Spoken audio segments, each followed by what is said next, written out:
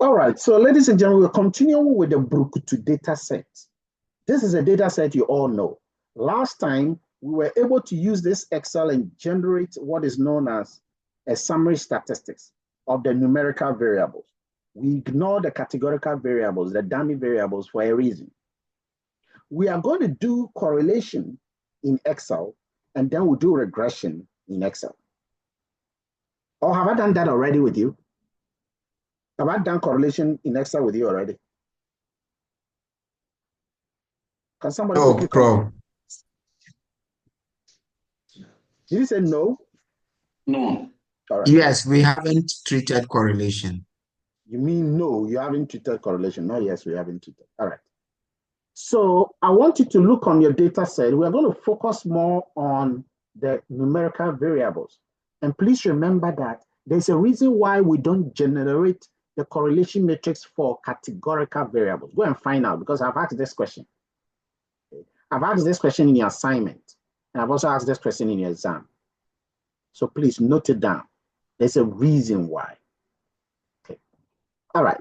So we're going to do a correlation matrix. So click at the top of your Excel, data tab at the top, data tab, data tab, data tab, data tab. Click on data tab.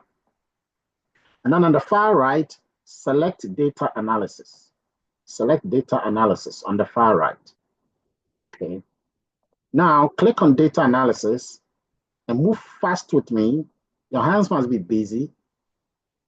And choose from the pop-up, choose correlation. Correlation. Correlation does not depend on the unit of measurement. Covariance depends on the unit of measurement. Okay. So choose correlation. Correlation. Then double click to open it. Double click to open it. Okay, so you can see that my correlation has popped up. You will see the cursor blinking in the input range. Input range. That is where you're going to put your information. We are going to highlight only the numerical variables. And the numerical variables are Q, P, C, and M. Quantity demanded of gym bitters, price of gym bitters, complement price of gym bitters, and the average income of the people around the shopping area. Q, P, C, M. So highlight Q, drag it to M, and drag all of them down to the end. That's it. And once you are done, the input range will have C1 columns F41. Tick labels in first row. Tick labels in first row. Tick labels in first row. And then choose new worksheet, PLI. New worksheet, play. Click on the white space there. Click on the white space and type COR. That is for short for correlation. COR. And click enter or OK. Click enter on OK. A new sheet is going to be created down here. A new sheet is going to be created down here. Okay. So click OK. And you should have a new sheet created called call. Now, in this new sheet, you see that the decimal points are many. So, whilst it is all gray highlighted, click on the Home tab, then bring your cursor down to a section called General. General. Under General, click on that little arrow and choose Number. It will turn all the numbers into 2 decimal places. Or convert everything to 2 decimal places. Do that. That's it. You're done. This is a correlation matrix of the numerical variables. We'll talk about this later. We'll do it in R and then come and talk about this later. Good. Let's go and do regression. No question. Let's go and do regression. So now we are going to do regression. Click on the same data tab. On the far right, click on data analysis. In the data analysis parameter dialog box, scroll down and go to regression. Regression. Double click to open it. The regression will have a lot of inputs. So you have input Y range, which is a dependent variable here. input Y range. You have the input X range, which is all the independent variables. Remember, the dependent variable is the quantity demanded. That is a dependent variable. It is a variable being influenced, being impacted on. It is a recipient variable. It is an outcome. It is a predicted variable. Predicted variable that is being predicted by predictors. So now we are going to click inside the white space on the right of the input Y range, and then go to the data set, okay, Brukutu. Okay, go to the data set. We want,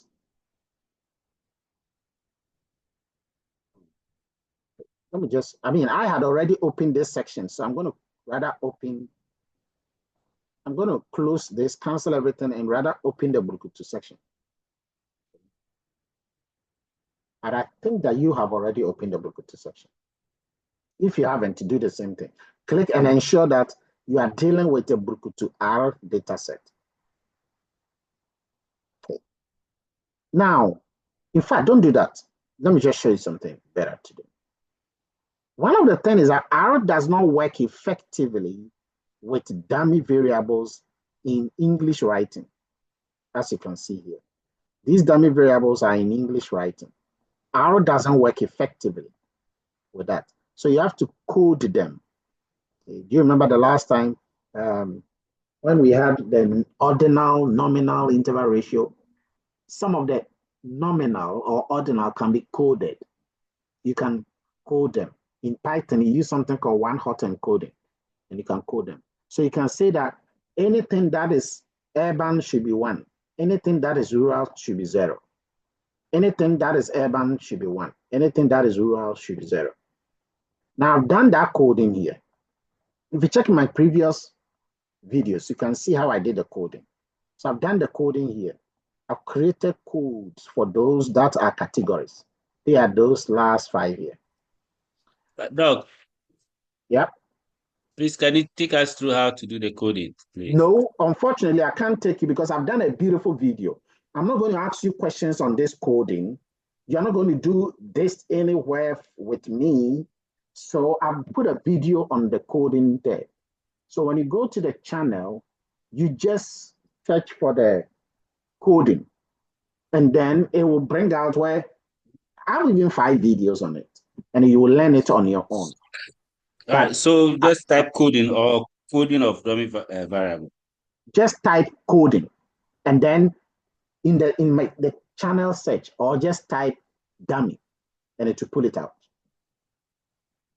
I have about 5 different videos on that, so you get it. But Excel can easily do it, and I've done it in the video. Okay. So once this coding has been done, so this, sorry? No, I say thank you. All right, so this coding, I've done it here. We are going to use it, okay? Because Excel is not humanizer. Excel is not like a human. Human being doesn't understand, English terminologies, even though R understands it. So we're going to generate a regression using all of these that have numbers, even though the coded ones are not really, really numerical. So to do that, click on the data tab using this very to Excel sheet is down here. And choose on the far right, data analysis, select regression, double click and select regression. And then in the input Y range, select kill and drag it to the end. So while the cursor is blinking in the input Y range, select kill, drag it all the way to the end. Now, if you have a lot of variables, you don't need to drag it all the way to the end, else you'll be tired. Imagine the variables are 1.2 million rows.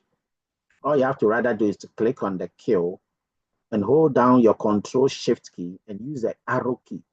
The arrow key will select everything to the end for you. I'll do that when I'm doing the input X range. Okay, so now click here. Okay, click the input X range, the white space. Click inside, and that is for the independent variables. All the X's put together, the independent variables put together are the X's. That means we are talking about P, C, M, L, U, OT, OTR, RC, all of them. Okay. Now, you click on the P, drag it all the way to the RM, hold down your control key and the shift key down. Okay, control key and shift key down, and do arrow down once. Oh, you see, it has brought me to the end. Whilst I'm still holding down the control key and the shift key, and then release your hand. And everything is selected, okay, into the input X-ray. Tick labels in the first row, tick it. Okay. And then in the new worksheet, type reg for regression, small letters, reg for regression. It will create a new sheet for you that has the regression result. And click enter, you're done. There you go. A new sheet has been created beautifully for you. And it has all the, and again, this is in multiple decimal places. So you can click home, change the general to number like we did before, and bring everything to 2 decimal places. Job done. There is a repetition of the lower and upper confidence interval. The same thing is repeated here. So you can just hold these 2 and delete one of them. Delete. So this is a beautiful result you have gotten on your regression. We shall come to the interpretation later. Yeah. Prof, I just missed what you deleted because I was also doing what you were taking us through. I want me to show you the one I deleted. Yes, Prof. Okay, it's just the last 2. There was some last 2 information here. So I just highlighted the H and the I and right-click on it and chose delete. And I deleted them because it was a repetition. The lower and the upper confidence interval. It was the same okay. Yeah. on the right. Yeah, I've seen it. Thank you. All right. So this is a regression. We'll talk about this later when we are doing it in R. So we've been able to generate descriptive statistics in Excel, correlation in Excel, regression in Excel. Just know how to do them. Now let's go to the R. And please, this is where you got to pay attention. In case you've not opened your R Studio, you have to open your R Studio. If you check the notes, I have these notes you see on your screen there for you. Okay. So first thing is that open your R Studio, and in your R Studio, you should have your command already. In fact, I can start it afresh here for you.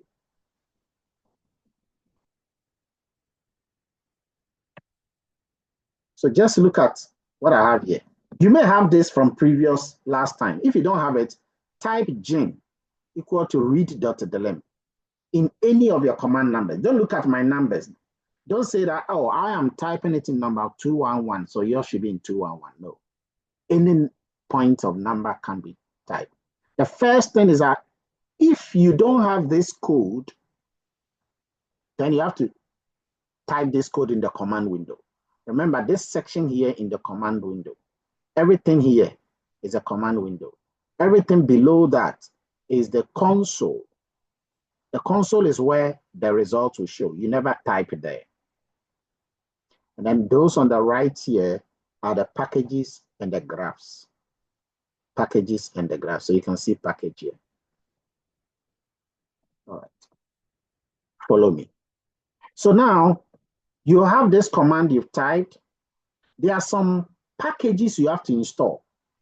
Okay. If you have not installed them, I'll tell you to install them when we get there. But I've given you the package in your group. So remember to watch your group page. The packages are there. I'm sure some of you have seen it, right? You just copy and paste them as it is. Yes. Good. Can I ask a question, please? Sure. Where you have your hash and then the text, so it will just be the text against the command, right? It's not actually a code. The hash here is not a code. It's just an instruction for your own note. Okay, thank you. Yeah. So for example, what I've just typed here, I can put a hash after that, like this, and then I can write some note and say that this will load the data from Excel. Just my own note. Okay. So we are going to load the data. How do you load the data? Go back to the Excel, click on the Burkutu R, this data set, copy everything here. Now, in order to copy everything, you don't need to drag them. Just once the cursor is inside this data set, anywhere here, just do Control A. Control A, everything will be selected. Then you do Control C, everything will be copied. That's it, job done. Come back to the R Studio, click on where you have written the gen, which is the name, and just do Control Enter. That will load the data. If you don't want to do Control Enter, you see Run at the top, click Run. The data is loaded. How do you know that the data is loaded? Come down to the console at the bottom here. You will see that the name has been written in blue, which means the data is loaded. Now, to see that the data has been loaded, you can highlight the gen alone. Just the gen IN, highlight that alone and run it again. When I say run it again, I mean click on the run at the top, or after you've highlighted it, just do Control Enter. Then you see the data showing down here. You can scroll up to see the top part of the data. So this means that your data has been loaded from Excel or imported from Excel to R using the clipboard command. Guys, you got to follow through this because your assignment will require you to do this and more in R. Okay. Now, the data has been loaded. What can we do about the data? We can look at the head of the data and the tail of the data. Just type head, and then you write the name of the data, which is gen. Head, gen, and run it. It will just give you the first 6 rows of the data. As you can see down here, that is shown. You can also do tail, and then into bracket gen. So the tail means that I want it to show me the last 6 rows of the data. And once you do that, click on it and then run it. See, now it's telling us from number 35 to 40. That's the last 6 rows of the data. These are quick things. Now, you can also do the correlation that we did. But the correlation, look down here, the correlation, I told you that the categorical variables are not needed. So there are 2 ways you can do the correlation. You can do everything and remove the categorical element so that the categorical elements are not shown. Okay. Now, how do you do that? There are 2 ways. Now, first, you can draw the scatter plot matrix. And I love that. Okay. So in fact, you have this command in your slide. So just so you know, this is the name. It's called pairs.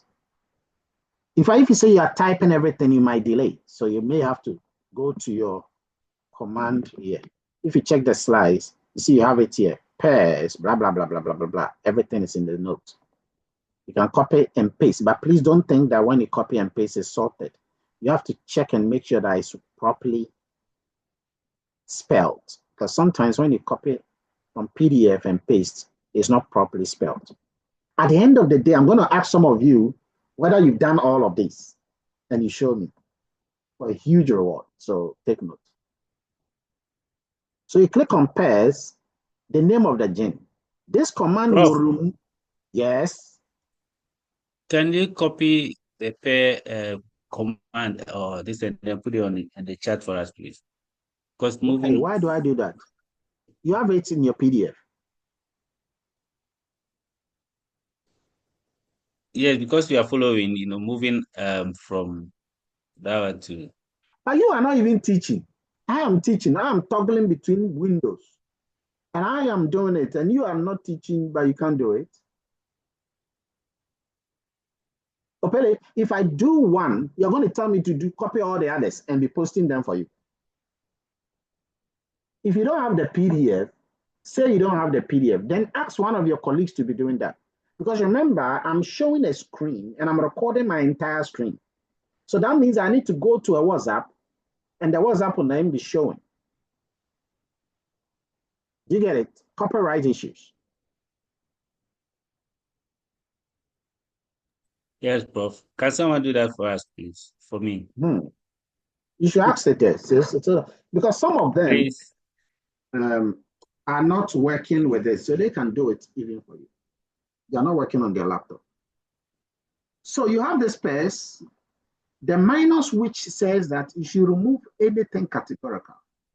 Now, what are they? The location, the occupation, the religion. So what you are doing is that you are removing these last three categorical variables. And of course, they are dummies. Why? Because we don't need correlation actually for that, for dummies. Obviously, it's going to exhibit that same level of correlation. Anyway, so I've removed them, and now I can scatterplot. Scatterplot is going to show us a graph of only the numerical variables. Prof. Yep.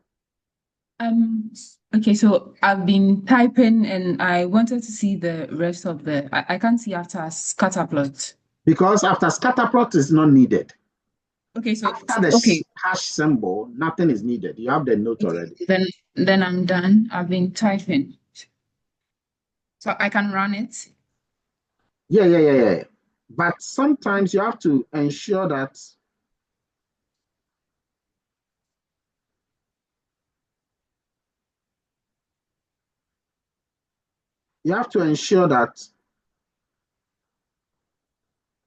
even my non-numeric pairs are not shown.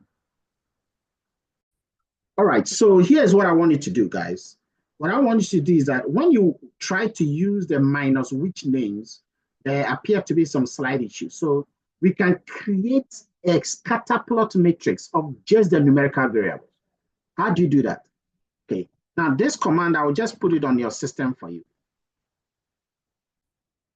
So I have placed it on your page for you. And all you got to do is to type or copy this command.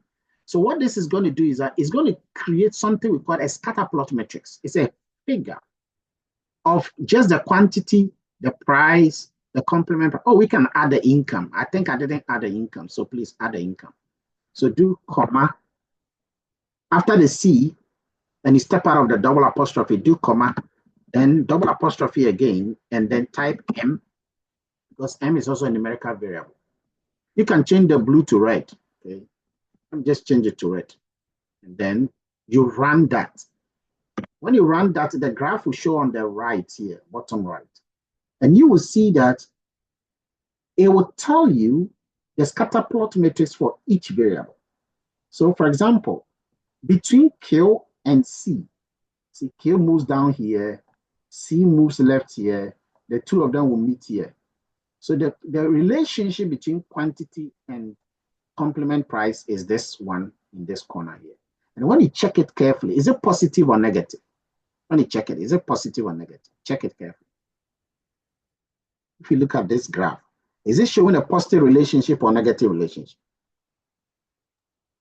Just on top of your head. Positive. It's positive. What about this one? Between quantity and price. When you look at the graph carefully, is it showing a positive or negative relationship? Negative. So the scatterplot matrix gives you a figurative idea of how the relationship should look. And it doesn't give you the number, okay? It does not give you the number. So now we need to do the one that gives you the number. Well, yep. Just interrupt. My scatterplot is not coming up. Just ensure typos. Normally it's typos. Check carefully and ensure that everything here is well typed. Sometimes double apostrophe didn't show, a comma didn't show, a full stop didn't, something. So the library HMIS. So I type that and then I'll go to install. Yeah, but even after you've installed, you need to. No. You don't need to do this library. Before you can type this library, you need to install it. Before you can type this library and this require for these packages, you need to install them before you invoke them. This only. Yeah, with the psych, that one I have it. I installed it the other day. So you should but the install this library, one. If you know how to install psych, you should know how to install HMISE. You've forgotten that you have to go to packages here, click on packages, click install, and then the pop-up will come, then you type the name. You've forgotten. oh, okay. Yeah, that's what you want to do to install it before you come and library it or require it. All right. So, Hello, Prof. yeah. Please, I want clarity. I am not getting why you chose a particular box in relationship to the variables we had. A particular box. Yes, like when the scatter plots, like between quantity and the income, there are like two boxes, but you just chose one. And I'm wondering why that is what Where you is chose that? to analyze. Sorry, where is that?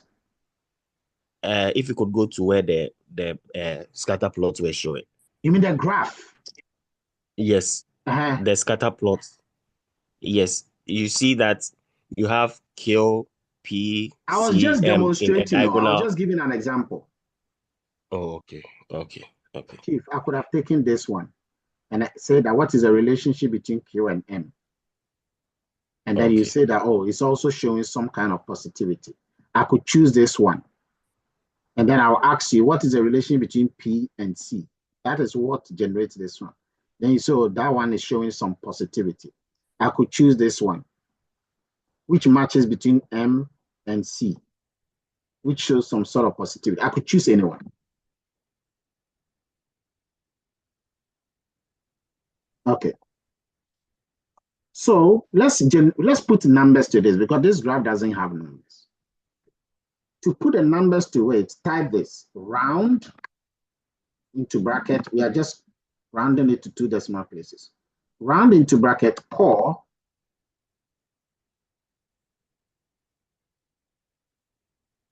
Round into bracket core, then brackets again. And then inside that bracket, write gin. Okay. And in fact, after writing gin, you can copy everything that is here. Everything that is here, together with a square bracket. Be careful of commas and things. Okay. So I've just copied everything, just as you see here. And then after the last bracket, bring a comma and type 2. The 2 means that we are rounding it to 2 decimal places. So we are going to generate a correlation matrix of just the numerical variables. Run it. And down here, you can see a beautiful correlation matrix showing like that. Now you have the numbers. When you're able to do it, let me know. When any of you is able to do it, let me know.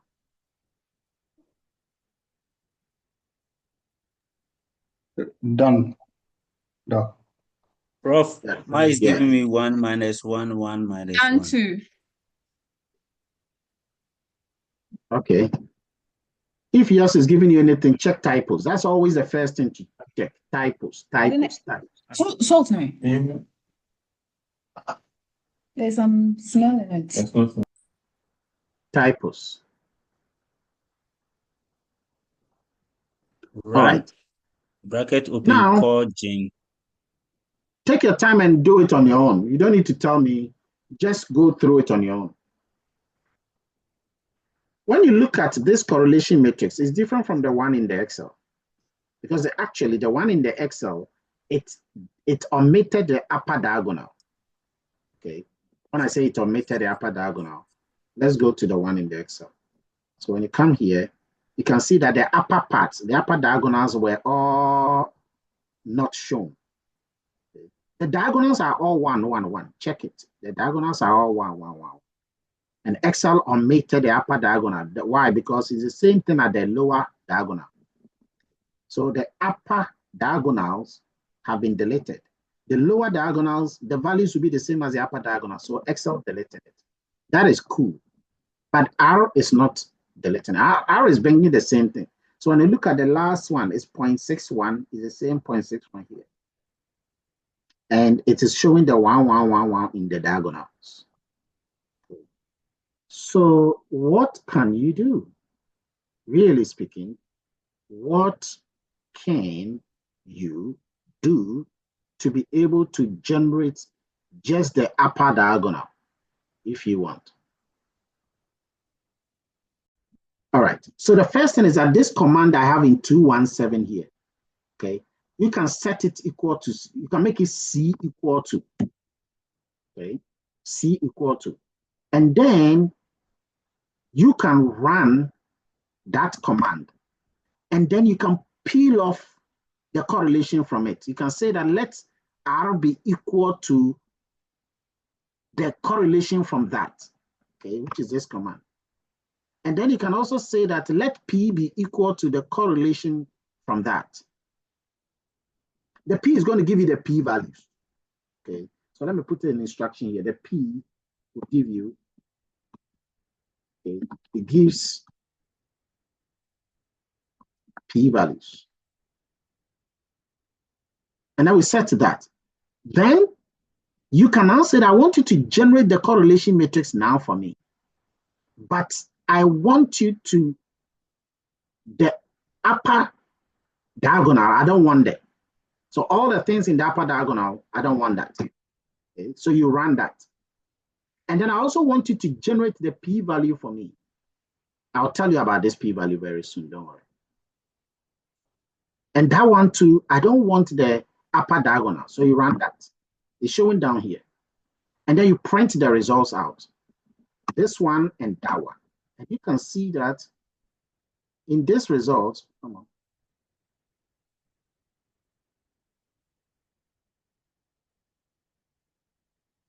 I'm trying to make my investing increase the size, but I'm not seeing where to increase the size.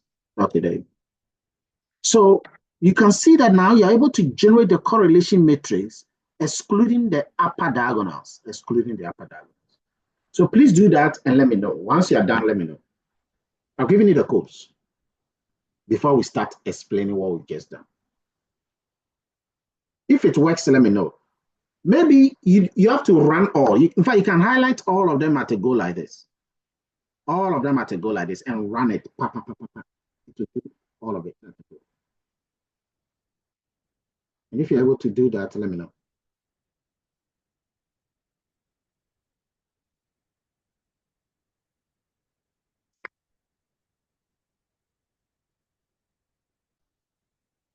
Just focus on this one.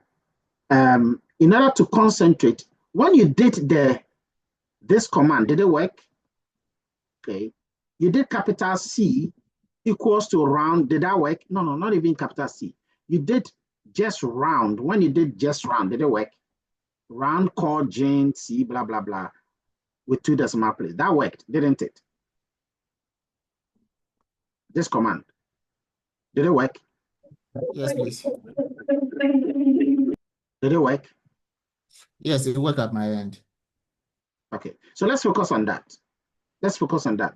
You can see clearly these numbers, okay? These numbers are the most powerful of the numbers that you're looking for. It generates a correlation matrix. Just that you have a double of the correlation matrix above the diagonals, okay? Above the diagonals. I want you to look at this carefully, the one you have done here. Look at it consistently, carefully. Keep looking at it. Keep looking at it consistently. Keep looking at it consistently, the one down there. Keep looking, keep looking, keep looking, keep looking, keep looking at it consistently. Because we are going to be doing something pretty soon about it. Okay. Who else was able to do apart from him? Who else was able to do that? I was able to. Yeah. So you all have this round thing. You've done it, right? Yes, sir. Okay. Yes. Who was not able to do that one? If you were not able to do that one, let me know. If you were not able to do that, let me know. If you were not able to do it, let me know. Okay, there is another command that we are going to use, okay, which is this one here. And this command. So before you can show the p-value, you are supposed to invoke this library. First of all, you're supposed to install it before you invoke it. I've said it, anytime you see a word that has a library or require, like H miscellaneous has a library or it has a require, either of them, don't just run it, go and install it. So that means you have to come and click on packages, install, type H miscellaneous, and then pick it, install it before you go and do that library, before you go and run the library H miscellaneous. Always note that. So I want you to run this command that will invoke this library H miscellaneous. And then you would now choose this code I've already given you, okay, to generate a correlation matrix of all the numerical variables, Q, P, C, N. Run that and you will get this beautiful result down here. And I'm going to talk about it. The good thing about this result is that it will give you everything on correlation. Not just this one at the top, the 218 here. This one just gave you the correlation matrix without a p-value. But this R core will give you both the correlation matrix and the p-value. If you're able to do that, let me know. Some of you will force to do this. Others, it's a whole new story. Who is done? It worked for me. I am, yeah. I'm Joshua. done. Who else? Joshua. I'm done. All right. Oh. So I want you now to address some few important questions. Please, these are the questions sometimes you see it in the exam, but you will also see it in your normal assignment. And you need this also in your thesis. Number one, quantity demanded of gene bitters is Q.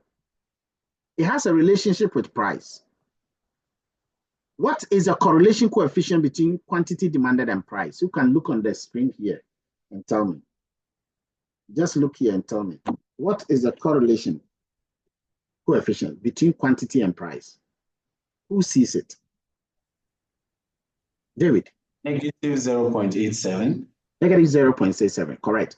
What is the correlation between quantity demanded and income? M. What is the correlation? Positive 0.61. If you don't raise your hand, everybody talks, and then we have a macula symbol. So it makes sense that you raise your hand, then it becomes professional. Because if I mute everybody, then you'll be forced to raise your hand. Yes, Sally. It's 0.61. So positive. What is the correlation coefficient between complement price and income? You can tell me. Between complement price and income. Mel. Hello, Prof. Yeah, go ahead. Is it 0.71? Okay, so that is 0.71. So you should be able to read these correlation coefficients. That is not the main thing. Now, the main thing are the following. Write them down. Which variables are perfect? Which pairs of variables are perfectly correlated? This is also in your note, but I want you to take note. Which pairs of variables are perfectly correlated?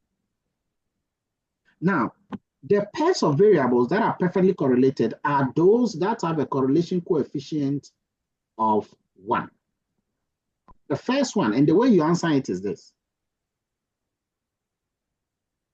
The first one is Q and Q, and then you put 1 in the bracket. So if you look at the correlation between Q and Q, it's 1. And that is the definition of perfect, 100%.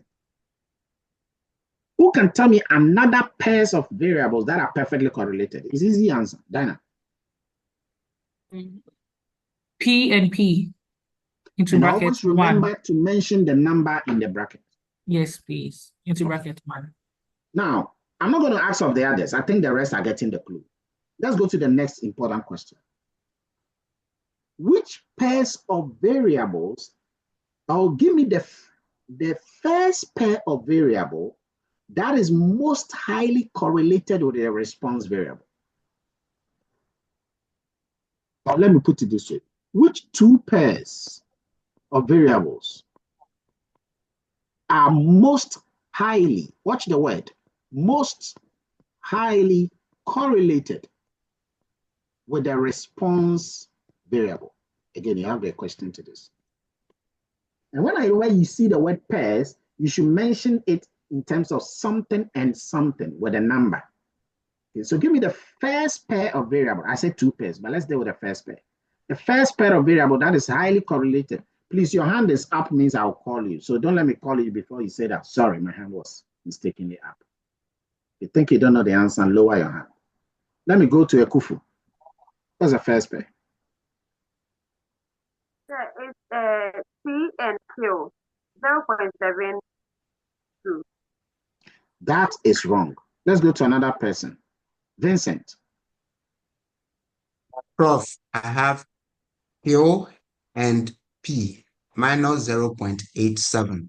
Perfect answer. That is a perfect answer. That is a first pair.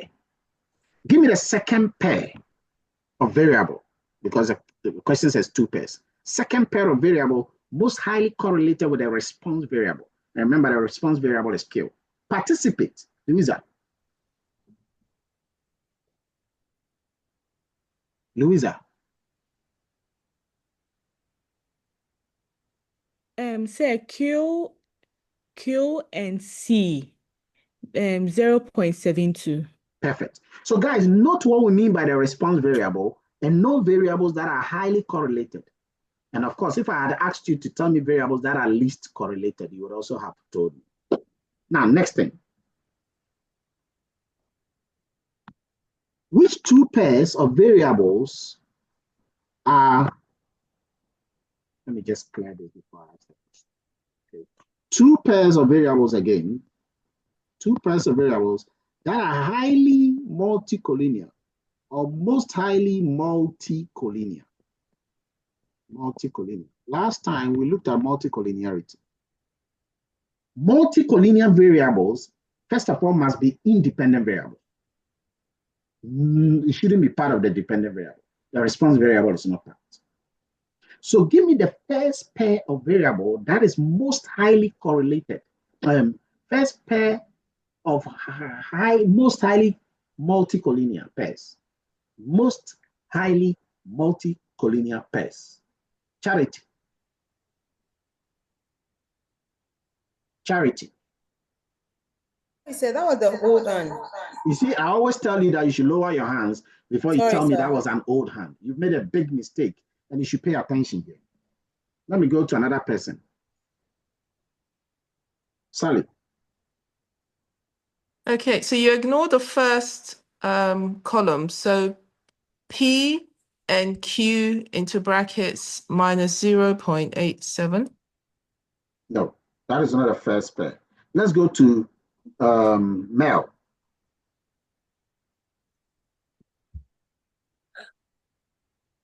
Mommy, let's go to our room. Dinah.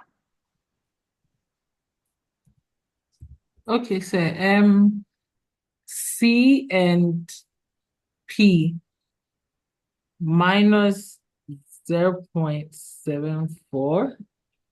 That's correct. So that is the first pair that is most highly multicollinear. Okay. You should note this. You have to ignore this column. Okay. This column. And so the first most highly collinear variable is that.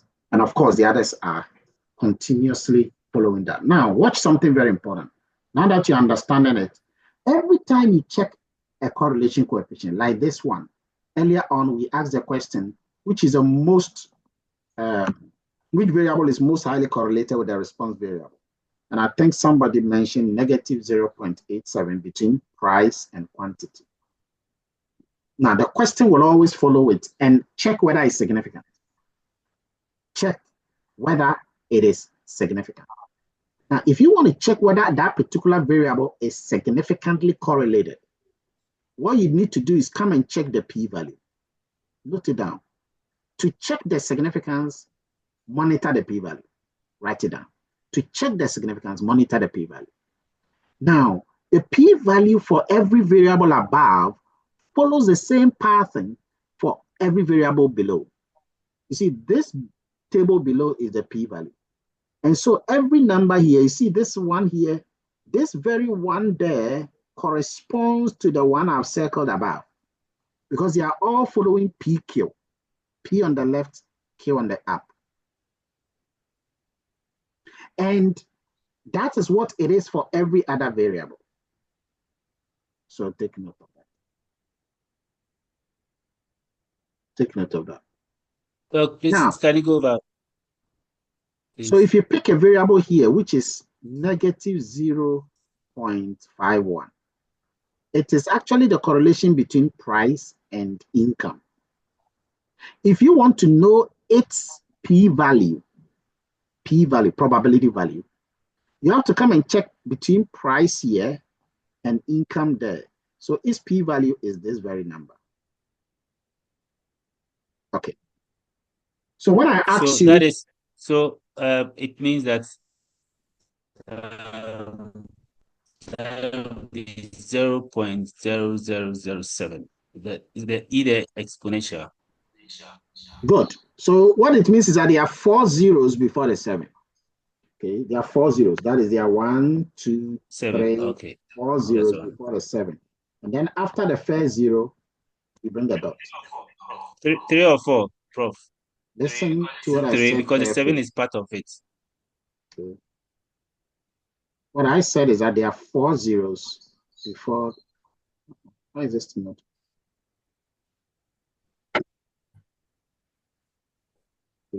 So this is 7. The last one is 7 here.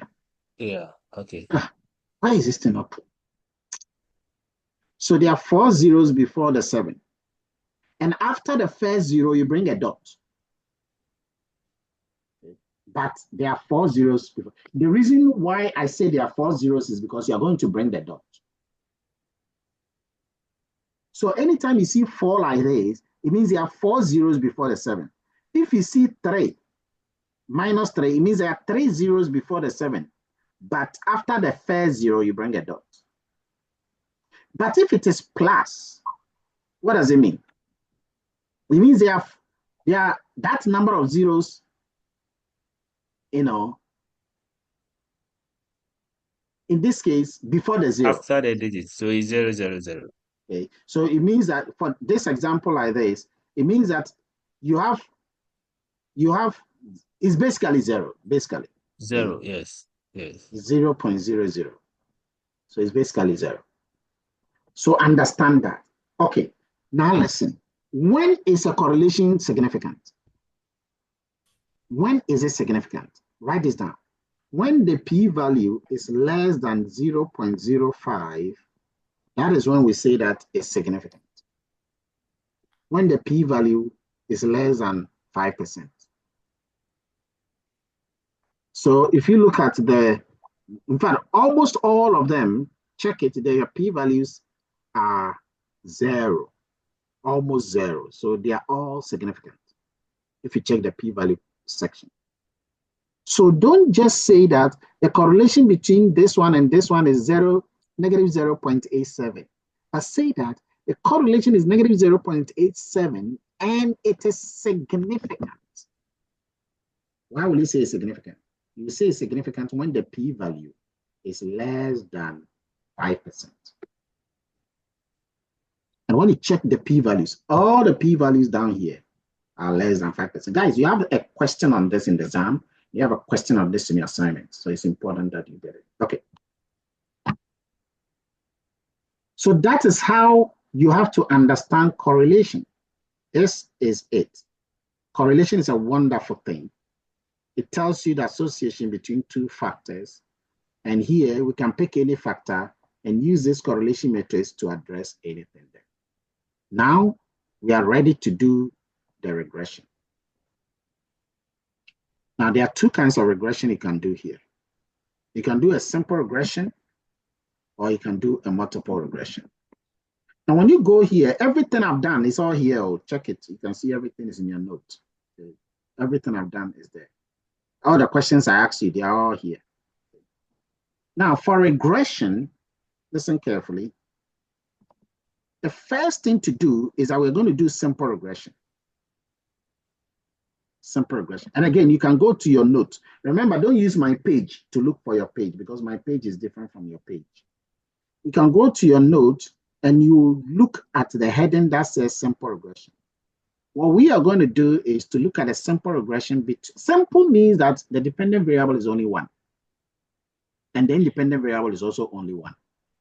And as you can see, the independent variable is P.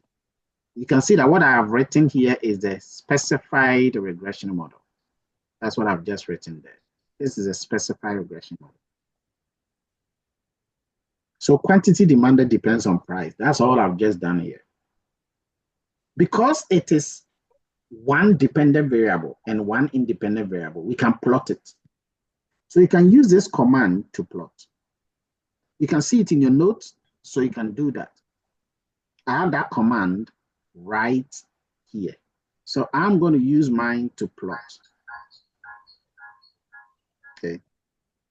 So this is my plot. This is my plot, and you have yours also there. So I'm using this command 272 to do my plotting. Plot yours too. This plot will give you everything, both the regression line and the scatter plot. I'm going to run that. And you can see it on the right here. That's a plot. You do a similar thing, not in your exams, but in your assignment. Now, do you remember when we started, we said that the correlation between price and quantity is negative. And you can see that the graph is showing the negativity clearly. But this graph is beautiful. But we can also have other things that are even beautiful, more graphs that are beautiful. That will show you not just this one, but it will show you the equation as well. So please go through your notes when you get home using this command, and you'll be able to generate those graphs I'm talking about. For now, I can't wait for you to do it unless you copied everything. Okay. I'm about to generate this graph, and the code to do all of that is already given to you. So normally you invoke these two commands, and then you generate this. Okay. And that is what you see here. So this is what is known as the simple regression. And it also has the equation. The Y here is a quantity demanded. The X here is the price. So you can see that quantity demanded is affected by price negatively by 14.3. Now you can actually run the regression by using this command. Again, when you go to your note, this command, I've done it there, shown your results for you. And I'm going to do it here. That's it. So the 14 is here. The 14 that you saw in the graph is down here. Okay, 14.3. And you can see the same thing here. Correct to one decimal place, 14.3. So what does this mean? This means that when price increases by just 1 unit, the quantity demanded will fall by 14.3 units. Write it down. What I just said, write it down, because you do a lot of interpretations. Okay. This means that when price rises by 1 unit, quantity will fall by 14.3 units. Is this significant? Yes, we'll come and explain significant. When you look at the p-value, the gentleman, is it Vincent, who was talking about p-value? By the way, the p-value is a PR here. When you look at the p-value for price here, how many zeros? 13 zeros. Yeah, 13 zeros. So the p-value is actually what number? 5. Yeah, so approximately what number? 0. That's it. The p-value is 0. So is the negative relationship between price and quantity, is this significant? Yes, it is. Yes. It is significant. Yes, yes, it is because significant. it's less than 5%. Yeah. So that is how you do a simple regression. This is simple. Oh, by the way, you can do 3D graphs. So instead of simple, you can go to 3 variables. I mean, 3 variables, including the dependent variable. I've given you that in your slide. You can check it here. You can generate the residuals. I'm not going to be so much keen on this. You can try it on your own. Please keep this in mind. One of the assumptions of regression is that the error, which is also called the residuals, the expected value of the error should be 0. Write it down. It's there in your note. The expected value of the error should be 0 simply means that the mean of all the errors combined is 0. You can check it here. I'm not going to do that. When we come to the multiple regression, I'll do that. So there are so many other things you can do. I'll do them all in the multiple regression. But you can do I'm just giving you a bonus regressor. That is beautiful. To do that, you have to invoke 2 packages. And again, you should do this at home. One of them is called Broom. Okay. Sorry, one of them is called RGL and then car. RGL and car. So you can come here, just invoke this RGL and car, and then you can draw a scatter plot, 3D. This time between quantity demanded, price, and then complement price. That is between C, which is here, C, Q, and P. Okay, C, Q, and P. Let's do that. And that's a graph. It has popped here. This is a graph. I don't know whether you guys can see it. Do you see it? Yes, Prof. You can do it later. Now, if I want to show just the 2D version, I can click and drag this graph. Click and drag. See the way it's rotating. It's beautiful. It will show you. I can make it even a line. Just watch. Just watch. Just watch. Just watch. I'm dragging now. I'm dragging. But it's become a line. And it shows just quantity and price. And you can see that the relationship between quantity and prices was in negative. Maybe if I go this way, you see it properly. Like this. There you go. Fantastic. You see, now it shows a negative relationship between price and quantity. But then if I bring the complement to it, it becomes a surface. Okay. So now it becomes a polyhedral, or not a polyhedral, a triangular surface. Okay. And it's a beautiful because it helps you to see. So it means that in a real life, you can't draw the regression line. It's no longer a line, it's a surface. Okay. It's a surface because you have this line, this line, this line, this line. It becomes a complete polygon or polyhedral, depending on how many sides you have. One day you do this one and showed somebody that you learned regression. That's what you should do. You tell the person that, Master, do you know I learned regression? This is regression. Yes, you don't. All right. We are now ready to do the main thing, which is multiple regression. And guys, for all of you who have not been following us up to this point, whatever we are going to do now has nothing to do with what you've had before. Okay? What we are going to do now has nothing to do with what you've had before. So assuming that you just even join us, just write this command, just this one, gen. Now, for those of you who have already been with us, you already have done that. And then after that, just run this command and you're done. It's going to give you the multiple regression. PCM, LOC, OCC, REL. So but guys, Prof, yes? We don't have the dim gene. Or is it the same? Which one? So we have only the gene equal read dot. Oh, ignore 11. it. Ignore the gene. Oh. It's just the dimension. So just ignore it. If you don't have it, ignore it. Okay. It's just going to give you the dimension. I can show you here. If I run this down there, oh, I need to load the data again. So this one means that you need, because now when I show my data, the data will not be shown. So you need to go to your Excel. If yours is like that, you should do the same thing. Go to your Excel, copy the data again. This is the entire data. Control A to highlight, Control C to copy. You come to your R, and then you have this gene read.delem clipboard, or you even have semicolon dim gene. The dim simply tells you the dimension. So click on it and run it. And you see that the dimension will be shown to you here. 40 against 9, which means there are 40 observations and 9 columns. That's all it means. There are 40 observations and 9 columns. That's all. Once you have loaded this data, please go and run my command number 300, which is gen multi. You will see it in your this thing as gen multi. Guys, every one of you should run gen multi.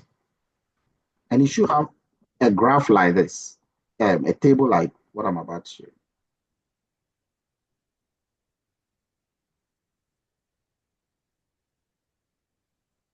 This is it. Let me know when you have done it. You should have a beautiful table like this, gen multi. By the way, under exam condition, I will create a similar table like this and I'll ask you 13 questions. Compulsory. And I'm about to ask you those 13 questions on this result so that when you get a different one, you can appreciate it. So this is all the variables, everything, multiple regression. It has dummy variables in it. It has numerical variables. It has categorical. It has nominal, everything. Do some. Do some. Do some. And let me know by hand raise when you have been able to run this.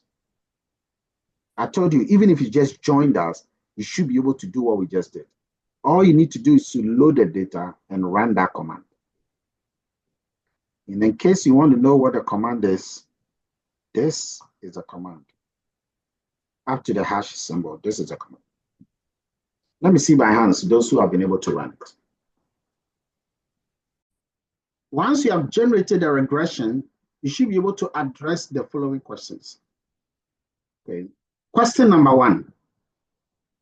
Specify the entire regression model based on your regression result using the same labels as R. So this is not Python, as R produced.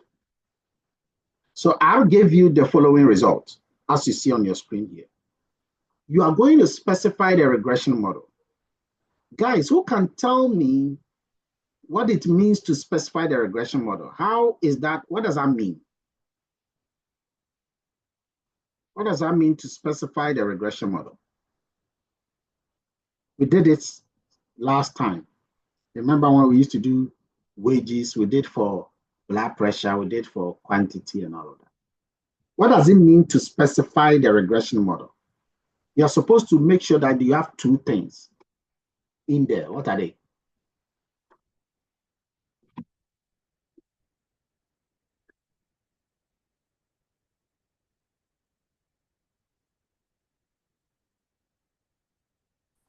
So this is the specified model.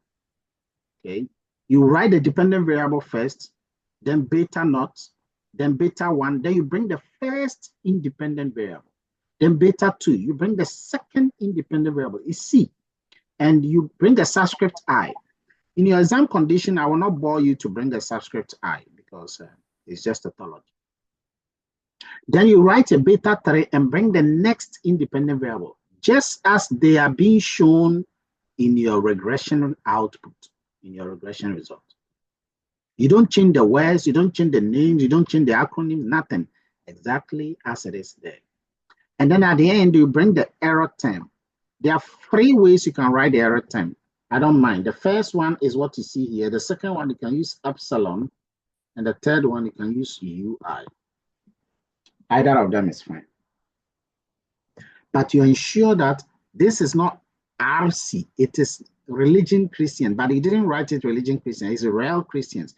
But this was exactly how it was shown in the result. That is how you write the specified model. Second question, this is 8 marks, take note. The second question is that you should know how to write the estimated regression equation.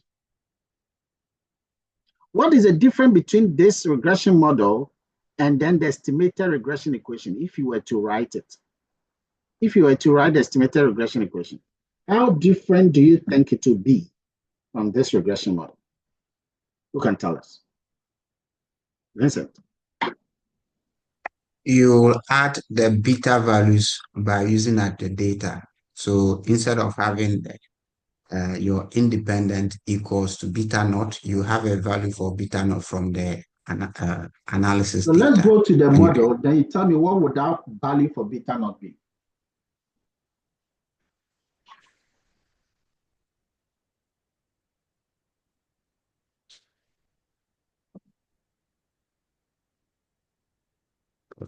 Looking at the table, what should be the value for that beta naught? David.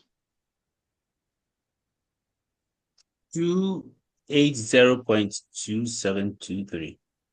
Correct to 2 decimal place. Okay. 280.27. That's it.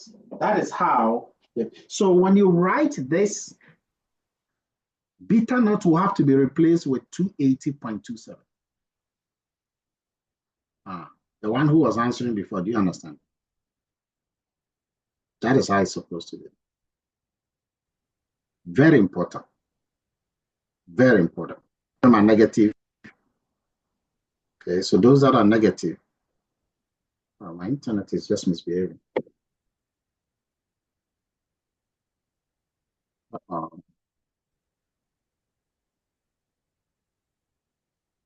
Can you guys hear me? Yes, Prof. Yes, Prof. So some of them are negative, some of them are positive. So ensure that if they are negative, you bring negative. If they are positive, you bring positive. If you do that correctly, this is how your estimated equation should be. Look at it. I'll put a cap on the variables, but you don't need to put a cap on them. When you look at this estimated model, do you realize that at the end, you don't have something? What is it you don't have? The error. The error, Prof. Okay. Now, suppose that somebody writes everything and brings the error. This is 8 marks. How many marks do you think the person should get? 20. 6. 7.5. The person will get 0. Take notes. Guys, I'm telling you so that you don't do that. If you write everything and you include the error, everything will be 0. That is why I see that this course is not normally distributed. People who are doing well do very well. And people who are not doing well also do that too very well. Don't leave any room for chance. There is no way you should have an estimated regression equation having that sort of error. You shouldn't bring the error. So please take note. These 2 questions are 16 marks. If your independent variables are smaller than this, then it will be shorter. If they are more than this, it will be longer.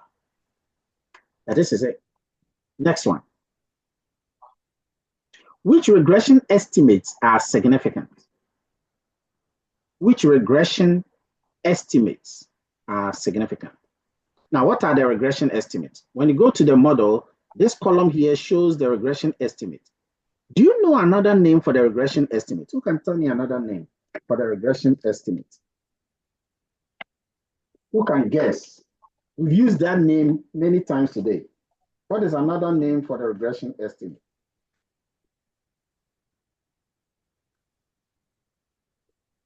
P-values. No. Coefficients. Coefficients. Write it down. You see, because you didn't know it, somebody now knows. So what you do is that you write it down. The regression estimate is also known as coefficient. So the question is, you are being asked is that which of them is significant? Watch the question. Another way of saying that question is, which of them is statistically different from 0? Take note. Which of them is statistically different from 0? Now, in order to check whether it is significant or not, you always have to use the p-value. We've said it before. Check the p-value and ensure that the p-value is less than or exactly equal to 0.05. Then it is significant. Generally, But if it is more than 5%, slightly more, it is insignificant. So let's start with looking at them one by one. If you look at P, the independent variable called P, and then you check its P value. Is it significant or it is insignificant? Who can tell us? Is it significant or insignificant? No. It's insignificant. Good. If you look at C, is it significant or insignificant? David? Significant. Significant. Yes. If you look at M, is it significant or insignificant? M. No. Insignificant. It's insignificant.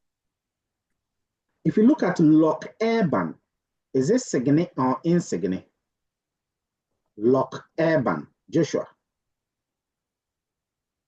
It's insignificant. Insignificant. If you look at real Muslims, the last one, is it significant or insignificant?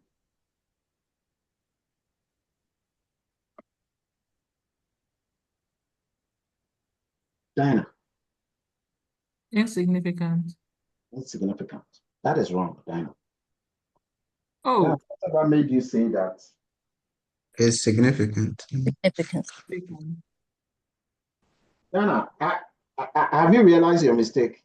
Yes, please. Sometimes it happens because you haven't eaten, isn't it? Yes, please. Keep saying yes, please, yes, please. Okay, confirming to yourself. So you are putting the blame on an outside force. So that is how you determine. But what do the stars mean? This is where I'll pinch you.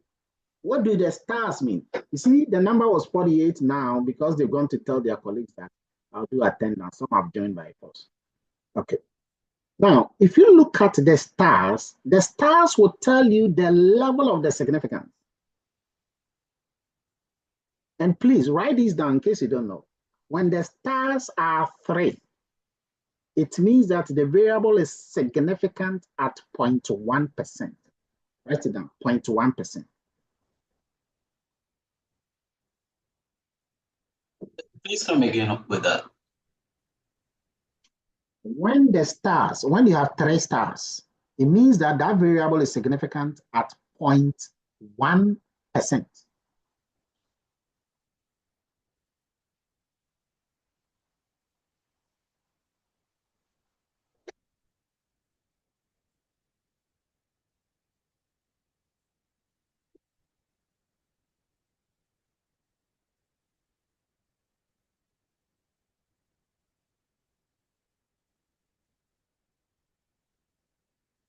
Hello.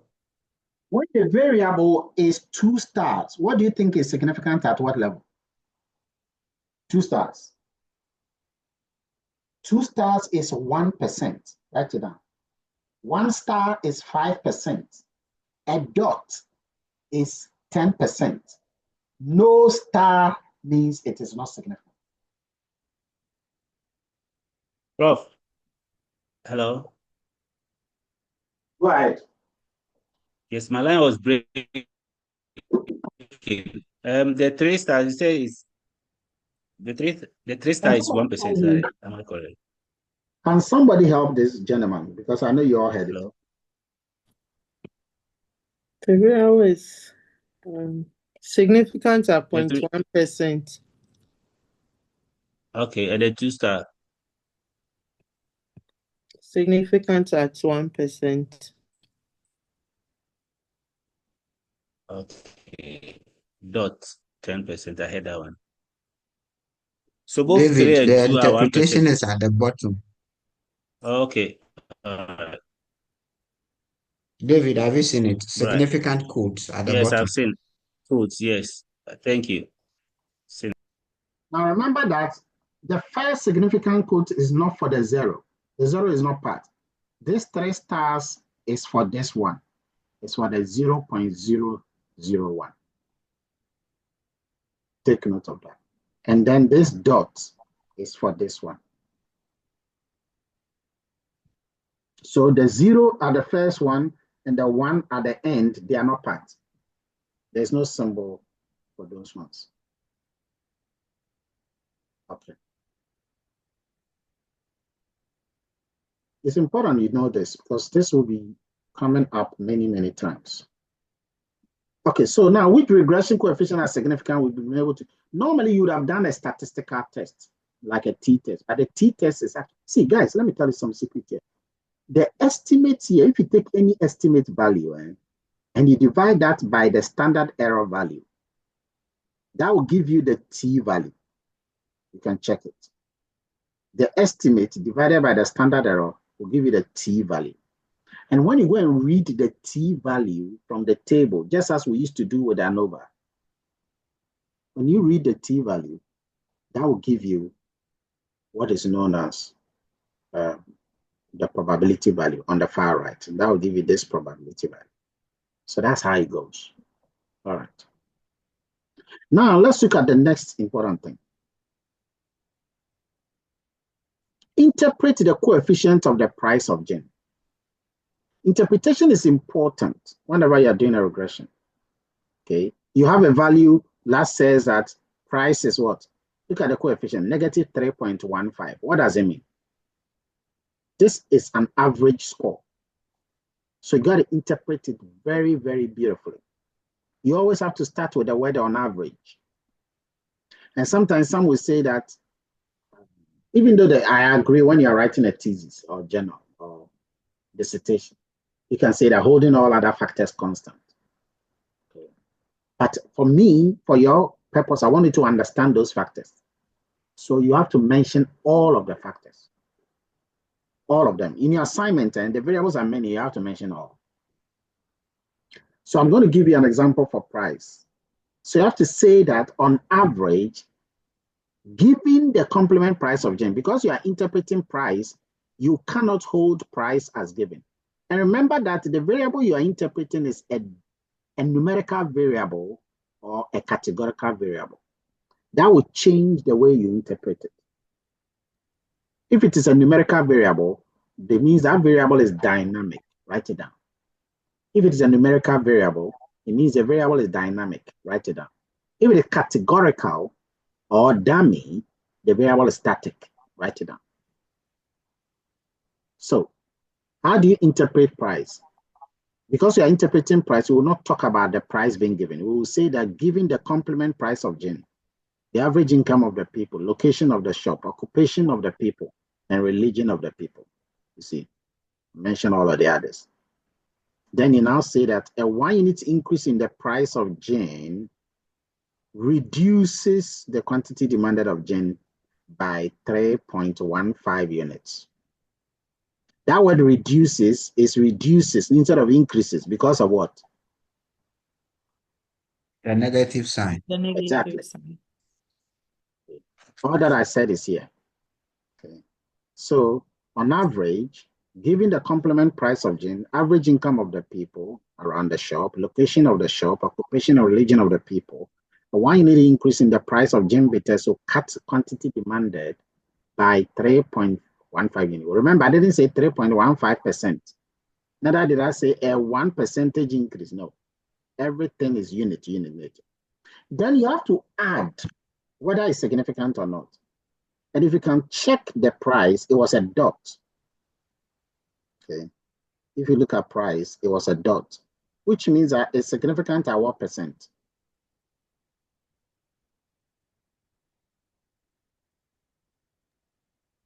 It means that it's significant at what percent? 10%. 10%. Okay. So you have to say that although, in this case, although it is insignificant at 5%, it is significant at 10%. You have to add that. This is 7 marks. You get 1 for a numerical variable, you have to interpret. You get another for a categorical variable. Now, for the categorical variable, I gave you that of Muslims, religion, Muslims. Interpret that. Let's go and get the value for Muslim. It is negative 23.01, 2 decimals. What does that mean? Again, you have to mention every other factors as given, and you have to always start with on average.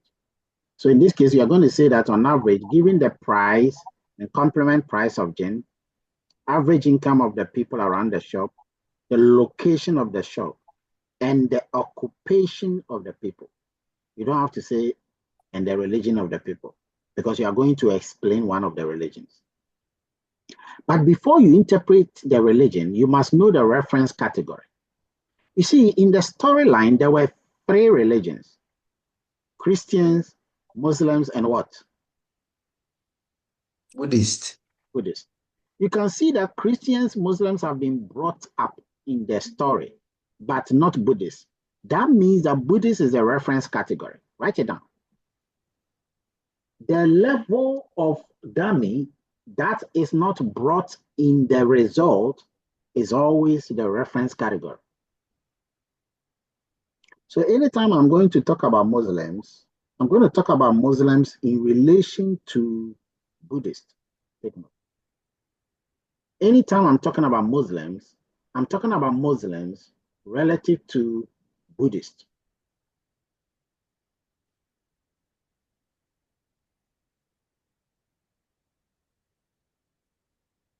So let me repeat. You start by saying that on average, given the price and complement price of gin, income of the people, location of the shop, occupation of the people, you can't say that a 1 unit increase like we did for price, because religion is not increasing or falling. It's static. So you say that quantity demanded is expected to be, or is predicted to be, then you now come to here, 23.01 unit less if the people are Muslims than Buddhists. That's a key point. Quantity demanded is predicted to be 23.01 units less if the people are Muslims than Buddhists. So if you don't know at the back of your mind that the reference category is Buddhist, you'll be stuck with interpretation. But you should know, because you will always be told. In fact, looking at the data alone, you will know. The result will also tell you. That is how you interpret. That is another 7 marks that you should always learn. And again, that is documented here nicely. And of course, you have to indicate that it's significant at 0.1%, as always. See, and this is significant at 0.1% alpha level. Cool chop. Learn interpretation, learn specification. We have done specification, how to write the equation and the model. And we've learned interpretation. Next time, we are going to continue to look at the fitness of the regression model. Whether the model is well fit or the model is not well fit. I will encourage you, ladies and gentlemen, to go through all the codes and run them all by yourself so that you are sure of what is going on. Now that I've completed this, I'm going to be giving you your assignment. You will have 2 weeks to submit an assignment in groups. It's a very loaded assignment. That is why you are working together. You start early. Go through it the moment you get it, at least, so that you know how long it will take you. If you leave it to the last 4 days, you can't complete it. That brings us to the end of the entire Kabudo. Please, any question?